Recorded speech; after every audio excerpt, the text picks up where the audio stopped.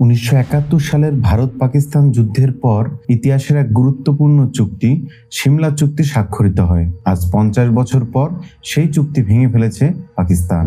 সিমলা চুক্তি শান্তির প্রতিশ্রুতি। 1972 সালের 2রা জুলাই ইন্দিরা গান্ধী ও জুলফিকার আলী ভুট্টো চুক্তি স্বাক্ষর করেন। চুক্তির মূল 6টি বিষয় ছিল লাইন অফ কন্ট্রোল, এলওসি মেনে চলা, পাকিস্তানি 93,000 যুদ্ধবন্দীর মুক্তি, ভারত দখলকৃত এলাকা ফেরত দেওয়া, তৃতীয় পক্ষের হস্তক্ষেপ না চাওয়া, সীমান্ত লঙ্ঘন না করা, সাধারণ মানুষের চলাচল সহজ করা। কিন্তু সময়ের সাথে সাথে পাকিস্তান নিজেই চুক্তি লঙ্ঘন করেছে কার্গিল যুদ্ধের মাধ্যমে। বিশিষ্ট গবেষক সুশান্ত সারিন বলেন, সিমলা চুক্তি এখন মৃত।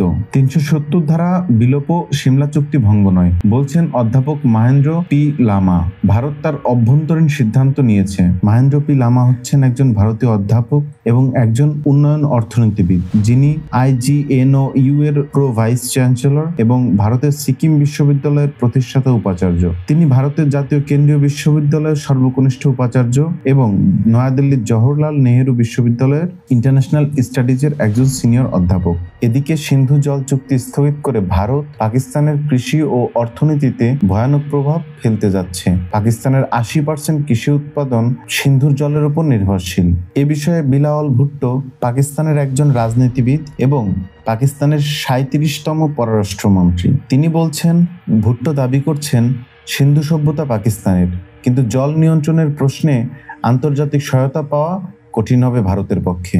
এবং তিনি এও দাবি করেন, যেহেতু মহেঞ্জোদারো পাকিস্তানের ভেতরে পড়েছে, তাই সিন্ধুর জলের ভাগ পাকিস্তান পাবে।